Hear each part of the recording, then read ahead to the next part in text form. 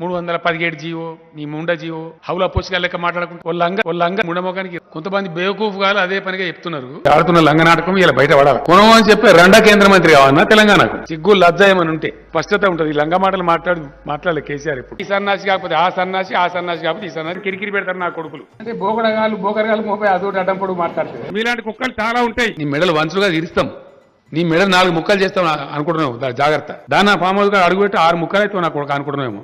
ఈ గోకాసులు ఏం లేక నలిసి పారేస్తాం, 4 చీరేస్తాం. జాగ్రత్త. ఏం పీకెత్తందుకు పోతాను? అదేందో పెద్ద పీకినట్టు పడగొట్టినట్టు. చాలా మంది దుర్మార్గులు, దరిద్రులు, బుట్టచోరుగాలు, పనికి మాలినోళ్ళు. సిగ్గుందా మీకు? ఇజ్జతమానం ఉందా? ముఖం మీద ఉమ్మేసి సిగ్గుండాల.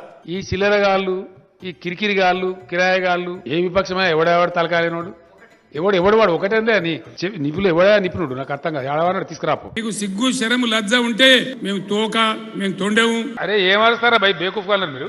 బుద్ధిలే